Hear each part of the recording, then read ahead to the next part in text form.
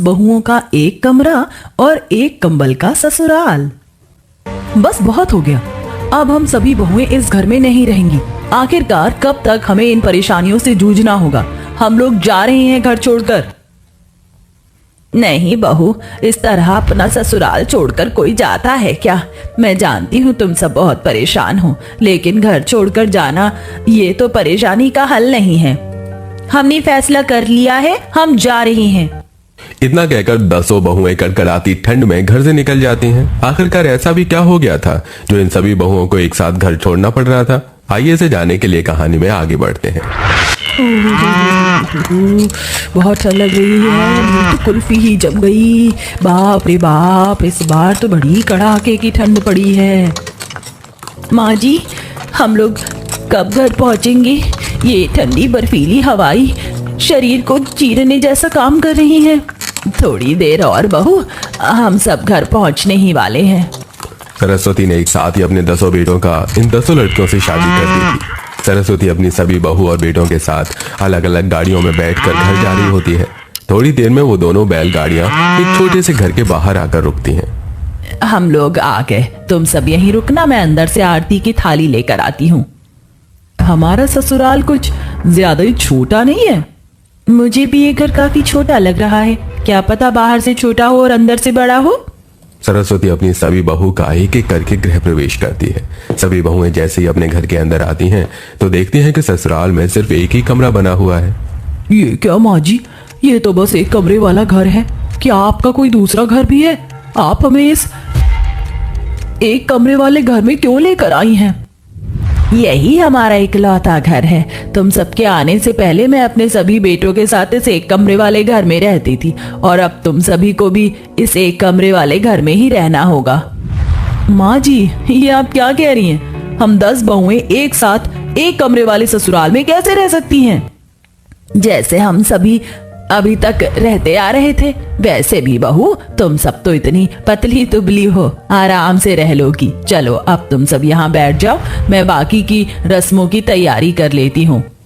अपना एक कमरे वाला ससुराल देखकर सभी बहुएं काफी ज्यादा परेशान हो चुकी थी, लेकिन अब वो बेचारी चाहकर भी क्या करती। सभी अपने एक कमरे वाले ससुराल में बैठ जाती हैं। थोड़ी देर में सारी रस्में भी खत्म होती हैं और अब सबके सोने का वक्त होता है कि तभी सरस्वती अपने हाथों में एक कंबल लेकर आती है, जिसे देख हम इतने सारे लोग हैं और आप एक कंबल लेकर आई हैं, बाकी के कंबल कहाँ हैं? हमारे घर में सिर्फ एक ही कंबल है। पहले मैं और मेरे बेटे एक कंबल ओढ़ते थे, अब तुम सबको भी इसी एक कंबल में गुजारा करना होगा। परेशान मत हो, मैंने इस कंबल में कपड़ा लगा दिया है तो ये थोड़ी बड़ी हो गई है, तुम सब आराम से सो सकती हो। सभी बहुएं पहले से ही अपने एक कमरे वाले ससुराल से परेशान थी, और अब जब उन्हें एक कंबल के बारे में पता चलता है तो उनकी परेशानी और बढ़ जाती है। और छोटे से एक कमरे में उन सभी लोगों को इतनी कड़कड़ाती ठंड में एक कंबल के साथ सोने में काफी दिक्कत आ रही थी। ये तीसरी बार मेरा सर इस दीवार से लगा है। नीचे होती हूँ तो पैर दीवार में लगता है, ऊपर होती हूँ तो सर। तुम्हें जगह की पड़ी है, मेरी तो ठंड के मारे कपकपी छूट रही है। बड़ी मुश्किल से पैरों पर कंबल ओढ़ी है, आज की रात कैसे कटेगी हमारी? सभी बहुएं बड़ी मुश्किल से उस एक कमरे के छोटे से घर और एक कंबल में बड़ी मुश्किल से अपनी रात गुजार पाती हैं। क्या हुआ दिया, तुम्हारी तबीयत तो ठीक है ना? कब से कांप रही हो? तो और क्या करूं, एक तो एक कमरे वाले ससुराल में हाथ पैर फैलाने की जगह नहीं है, और ऊपर से सारी रात उस कंबल में गुजारना। हम तो ठीक से उस कंबल को ओढ़ भी नहीं पाए। हम लोग इतने सारे हैं लेकिन फिर भी इस कमरे में रह रहे हैं, और तो और हमारे पास ओढ़ने को और कंबल भी नहीं है। तुम्हारी परेशानी समझता हूँ दिया, लेकिन तुम तो जानती हो कि हम सभी भाई 50-100 रुपए की दिहाड़ी वाले मजदूर हैं। 2 वक्त की रोटी खा लेते हैं, यही बड़ी बात है। अब इसमें नया कमरा और कंबल कहाँ से आएंगे? सिर्फ कुछ दिन की बात है, जैसे ही गर्मी का मौसम शुरू होगा तो हम सभी भाई बाहर सो जाया करेंगे, और तुम सब आराम से घर में सोना, और तुम्हें ठंड भी नहीं लगेगी। सभी बहुएं जबरदस्ती उस एक कमरे वाले घर में रहने की कोशिश करती हैं, लेकिन उनके लिए ये करना काफी मुश्किल हो रहा था। ऊपर से इस ठंड ने भी उन सबका जीना हराम करके रखा हुआ था। अरे नहीं माधवी बहन, भला ये भी कोई बोलने की बात है? अरे बहुओं, तुम आ गई। माधवी बहन के घर में कुछ दिनों के लिए काम चलेगा तो ये अपने परिवार के साथ हमारे घर में ही रहेंगी। जाओ इनके रहने का इंतजाम करो। हाँ, जैसे तो ये कोई बड़ा शीश महल है ना, जिसमें इनके रहने का इंतजाम करेंगे, या हम सभी इस कमरे वाले घर में गुजारा नहीं कर पा रही हैं और आप इन पड़ोसियों को घर में घुसा रही हैं। दीपा की बात सुन उनकी पड़ोसन वहां से चली जाती हैं। सरस्वती हमेशा देखा करती थी कि उसकी बहुएं उस एक कमरे के घर में गुजारा नहीं कर पा रही हैं, जिसके चलते अब सरस्वती बाहर सोने लगी थी। लेकिन इसका भी कोई फायदा नहीं था, क्योंकि सोने से ज्यादा तो उनको कंबल की दिक्कत थी। चुपचाप से ये कंबल मुझे दो। अभी तो मैंने कंबल ओढ़ी थी और तुम आकर इसे मुझसे छीन रही हो। इतना ही कंबल ओढ़ने का शौक है तो अपने मायके से मंगवा लो ना। मुझे ना ही दिन में कंबल मिलती है और ना ही रात में। ठंड से ठिठुरती हूँ, मर जाऊं क्या? सभी बहुएं अपनी अपनी तरफ कंबल को खींचने लगती हैं कि तभी वहां सरस्वती आ जाती है। अरे बहू, ये तुम क्या कर रही हो? कंबल फट जाएगी। तो फटने दीजिए ना माँ जी, आप कौन सी नई कंबल लेकर आ जाएंगी? उस दिन भी इतने सस्ते कंबल वाला आया था, लेकिन आपने एक कंबल भी नहीं खरीदा। अरे इतनी भी कंजूसी किस बात की? क्या आपको तरस नहीं आता हम सब पर? एक तो आप हम सभी को एक छोटे से कमरे में रख रही हैं, ऊपर से कंबल भी नहीं दे रही हैं। आपके बेटे तो हैं ही निकम्मे, लेकिन आपने तो कुछ जमा पूंजी कर रखी होगी। उसे क्या छाती पर लेकर जाएंगी आप?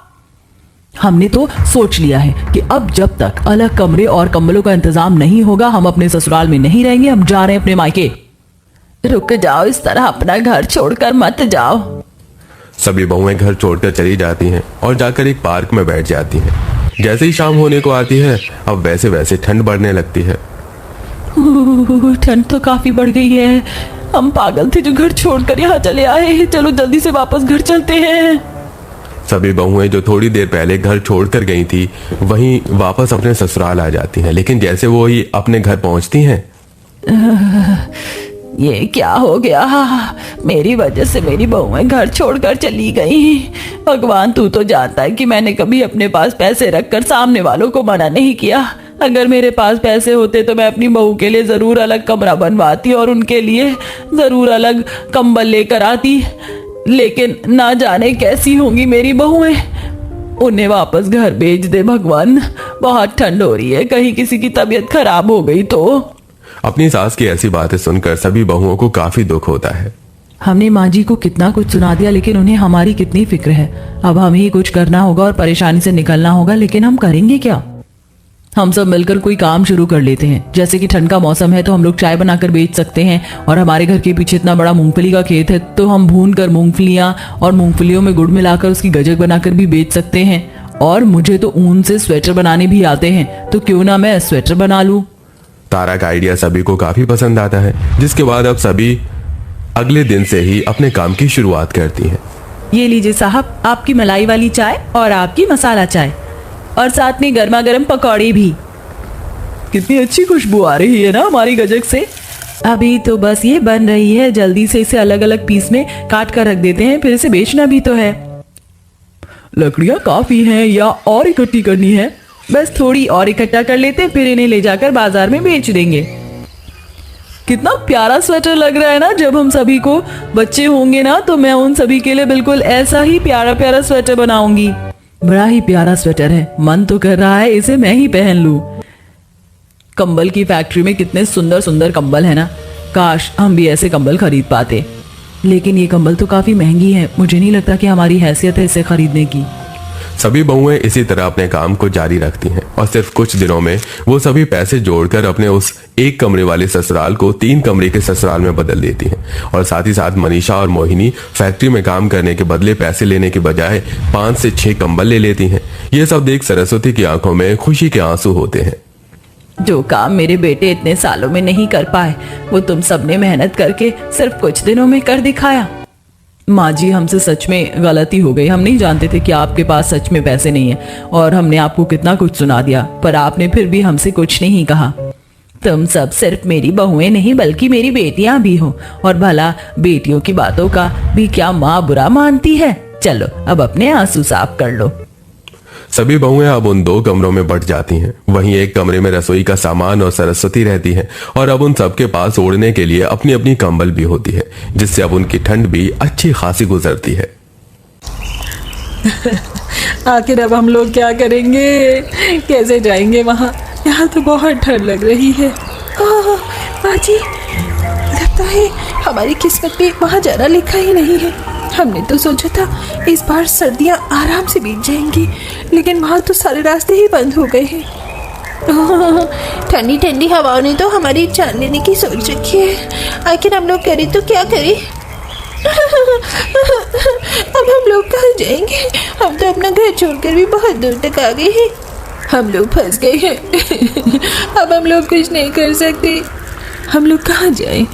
हम तो धोबी का कुत्ता बन गए हैं, ना इधर का ना उधर का, ऊपर से ना हमारे पास घर है। तभी अचानक से उनके ऊपर एक फ्लैश लाइट पड़ती है और वो एक बड़ा सा ट्रक होता है। अरे ये सब क्या हो रहा है? ये रास्ता बंद कैसे हो गया?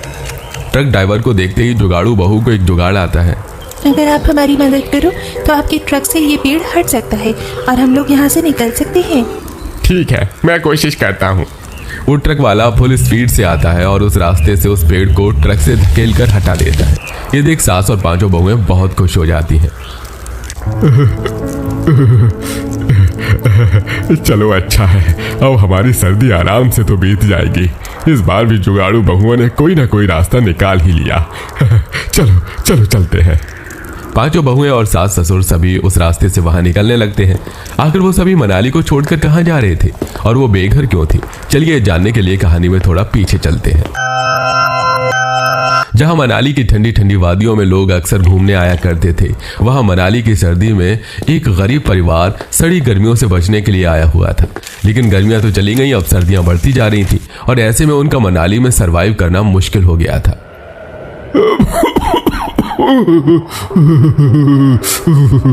लगता है मुझे सर्दी लग गई है और ये खांसी तो जाने का नाम ही नहीं ले रही। अगर दवाई आ जाती तो शायद मेरी तबीयत थोड़ी बहुत ठीक हो जाती। क्या करें, ये सर्दियाँ तो कम ही नहीं हो रही। इस बार मनाली में सबसे ज्यादा सर्दियाँ हैं और हमारे पास पहनने के लिए कपड़े भी नहीं है। जब देखो पहाड़ पर बर्फ गिर जाती है, इसी के चलते टूरिस्ट ने आना बंद कर दिया। हमारी कोई कमाई भी नहीं हो रही है। अगर यहीं पर रहेंगे तो शायद हम भूखे ही मर जाएंगे और ठंड से तो जरूर मर जाएंगे। हमें कहीं काम ढूंढने के लिए निकलना चाहिए भाई। लेकिन मनाली में तो कहीं पर भी काम मिलने से रहा। हमें यहाँ से दूर जाना होगा, जैसे छोटे मोटे शहरों की तरफ। वहाँ पर बहुत कंपनियाँ होती हैं। हमें कहीं भी काम मिल जाएगा। लेकिन हमारे परिवार वालों का क्या होगा? माँ, क्या आप लोग हमारे बिना रह पाओगे? परेशानी तो अभी भी उठा ही रहे हैं, है ना बेटा? तुम चले जाओ, क्या पता तुम्हारे जाने से हमारे हालात सुधर जाए। सविता के कहने पर उसके पांचों बेटे मनाली से चले जाते हैं काम ढूंढने के लिए। लेकिन जैसे जैसे सर्दियां आती हैं वैसे वैसे मनाली के हालात बिगड़ते जाते हैं। इसी बीच उनके पास उनका जो घर था वो मजबूरियों के चलते अपना घर भी बेच देते हैं। अरे, हमारे घर की परेशानियों के चलते हमने घर तो बेच दिया, लेकिन और कब तक हम इस किराए के मकान पर रह पाएंगे? पैसे भी खत्म होने वाले हैं, पता नहीं हमारे बेटे वापस कब आएंगे। सविता के बेटों को गए हुए काफी समय हो जाता है और उन्हें मनाली की कड़ी ठंड में बिना बिस्तर बिना गर्म कपड़ों के रहना पड़ता है। पैसे खत्म होने के बाद किराया भी नहीं जा पाता, जिसके चलते मकान मालिक उन्हें घर से निकाल देता है। पांचों बहू जुगाड़ लगा कर अपना तंबू बनाती हैं। उन्हें मनाली में कुछ भेड़ मिल जाती हैं जिनके ऊपर ऊन होता है। ये तो वही भेड़ है जिसे ऊन बनाया जाता है। हमारे पास गर्म कपड़े नहीं है, हम इसका इस्तेमाल अपने बिस्तर, छत और कपड़ों के लिए कर सकते हैं। तुम्हारा सुझाव अच्छा है। पांचों बहू उन भेड़ों के ऊपर से ऊन निकाल लेती हैं, जिससे वो अपने तंबू के अंदर बिस्तर बनाती हैं। अपनी सास और अपने लिए स्वेटर भी बना लेती हैं। बचे हुए ऊन से वो छत को ढक देती हैं, जिससे थोड़ी गर्माहट होती है।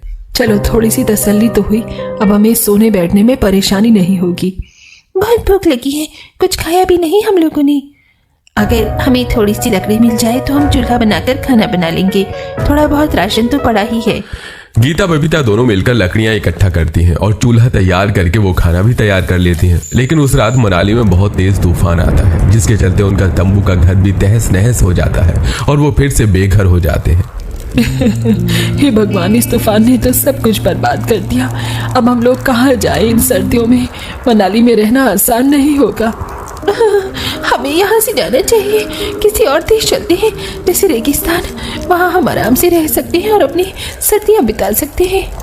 इस तरह पूरा परिवार रेगिस्तान जाने के लिए तैयार हो जाता है। रास्ते में मुसीबतें आती हैं, लेकिन मुसीबत का सामना करते हुए वो धीरे धीरे रेगिस्तान पहुंच जाते हैं, जहां उन्हें बहुत गर्मी लगती है। बहू, और कितना चलना पड़ेगा? कहीं पानी मिलेगा या नहीं? प्यास से मेरा गला सूख रहा है। सविता ऐसा कहने के बाद अचानक से बेहोश हो जाती है। हे भगवान, ये क्या हो गया? देखो, तुम्हारी सास बेहोश हो गई है। अब क्या करें? पानी के लिए पानी कहाँ से लेकर आए? हम लोगों को अलग अलग होकर पानी ढूंढना होगा, वरना माँ जी को कुछ भी हो सकता है। 5 बहू अलग अलग निकल जाती हैं। पांचों ही पानी ढूंढती हैं, लेकिन उन्हें कहीं पानी नहीं मिलता। आखिर में जाकर वो पांचों एक दूसरे को मिल जाती हैं। हे भगवान, हम में से किसी को भी पानी नहीं मिला। तभी आनंदी को कुछ दूरी पर एक कुआं दिखाई देता है। पानी मिल गया, पानी मिल गया, वो देखो, वो रहा कुआं। आनंदी कुएं के पास जाती है, लेकिन वो उसके मन का भ्रम होता है, वहां कोई कुआं नहीं होता। कहाँ पर है कुआं? यहाँ तो सिर्फ रेत है। आसमान से टपके और खजूर पर आकर अटके। आखिर अब हम करें तो क्या करें? तभी पांचों बहू को वहां कैक्टस का पेड़ दिखाई देता है। वो जुगाड़ लगाकर किसी तरह कैक्टस के पेड़ से पानी निकालती हैं और पानी निकालने के बाद अपनी सास को पानी पिलाकर होश में लाती है। अच्छा हुआ पानी तो मिला, लेकिन ये पानी तुम लेकर कहाँ से आई हो? हमें कैक्टस का पेड़ दिखा था, हमने उसी से पानी निकाला है। अगर हम चाहें तो यहाँ जुगाड़ से अपने रहने के लिए रेत का घर भी बना सकते हैं। हाँ, सही कहा। रेगिस्तान के लोग रेगिस्तान की मिट्टी सही बहुत कुछ बना लेते हैं। हम यहाँ अपने लिए घर भी बना सकते हैं, बस पानी की जरूरत होगी। इस तरह जुगाड़ लगाकर पांचों बहुएं मिलकर कैक्टस के पेड़ से पानी निकालती हैं और मिट्टी को इकट्ठा करके अपने लिए घर तैयार कर लेती हैं। इसी के साथ वो मिट्टी के बर्तन भी बनाती हैं। एक दिन पांचों बहू चलते चलते रेगिस्तान में बने गांव की तरफ पहुंच जाती हैं, जहां वो देखती हैं कि वहां सभी सुख सुविधाएं हैं। लोग दूर दूर से आकर वहां काम कर रहे होते हैं। इन लोगों को देखकर मुझे एक आइडिया आ रहा है। क्यों ना हम लोग रेगिस्तान की सब्जियां उगाना शुरू करें? बस हमें थोड़ा सा खाद और थोड़े से बीज चाहिए होंगे। उनके पास बचे हुए 2-4 पैसे थे। वो उनसे सब्जी उगाने के लिए बीज और खाद खरीद लेते हैं और अपने घर के पास में ही वो कैक्टस से पानी निकाल कर सब्जी उगाने की कोशिश करते हैं। कुछ समय में उनकी सब्जियां उगना शुरू हो जाती हैं और इसी के साथ वो मिट्टी के बर्तन बनाकर बाजार में बेचना शुरू कर देती हैं, जिसके चलते वो कुछ पैसे कमा लेते हैं। इस तरह पांचों जुगाड़ू बहू ने परेशानियों का सामना किया और रेगिस्तान में जीना शुरू किया। एक दिन उनके पांचों पति टूरिस्ट की तरह रेगिस्तान में घूमने के लिए आए, जहां उन्होंने अपनी पत्नियों और माता पिता को देखा। अरे, तुम सभी लोग यहाँ रेगिस्तान में क्या कर रहे हो? हमने तो तुम्हें मनाली में छोड़ा था। बेटा, अब तुझे क्या बताऊं, मनाली में जितनी ठंड थी उतने में वहां रहना बहुत मुश्किल था। तुम लोगों ने आने में बहुत देरी कर दी, हमारा सब कुछ चला गया। अच्छा हुआ आप लोग आ गए। हमने यहाँ रहकर गुजारा तो किया, लेकिन जितना हमसे हुआ हमने किया। नहीं, तुम बहुओं ने बहुत बहुत कुछ किया। आज तुम्हारे माता पिता जिंदा है तो सिर्फ तुम्हारी पत्नियों के कारण। अगर ये ना होती तो शायद हम भी ना होते। ये सुनकर पांचों पतियों को अपनी पत्नियों पर गर्व महसूस होता है। हमने आप लोगों को मनाली के कोने कोने में ढूंढा, लेकिन हमें आप लोग कहीं नहीं मिले। शायद हमारे पहुंचने तक आप लोग वहां से निकल चुके थे। सर्दियां तो आप लोगों ने रेगिस्तान में बिता ली, लेकिन अब अपनी गर्मियां बिताने के लिए वापस मनाली चलते हैं। बहुत हुआ मनाली और रेगिस्तान, अब यहाँ से शहर चलते हैं, वहाँ का वातावरण ठीक होता है। वैसे देखा जाए तो गीता का कहना बिल्कुल सही है। हमें शहर ही रहना चाहिए। वहाँ न ज्यादा सर्दियाँ होती हैं, न ज्यादा गर्मियाँ होती हैं। हर मौसम में रहने का जुगाड़ भी होता है। इसी के चलते हमें हर बार बोरियां बिस्तर उठाकर यहाँ वहाँ भागने की जरूरत भी नहीं पड़ेगी। इस तरह पूरा परिवार मिलकर शहर आ जाता है और अब वहां ना तो उन्हें ज्यादा गर्मी महसूस होती है और ना ही ज्यादा सर्दी। वो सभी वहां आराम से रहने लगते हैं और अपना घर भी खरीद लेते हैं। उनकी सारी परेशानियां खत्म हो जाती हैं। प्यारे दर्शकों, क्या आप भी हमारी कहानी से सहमत हैं कि हमें एक ही जगह रहना चाहिए, ना कि सर्दियां अलग और गर्मियां अलग जगह पर बितानी चाहिए? तो दोस्तों, कैसी लगी आपको हमारी ये कहानी? हमें कमेंट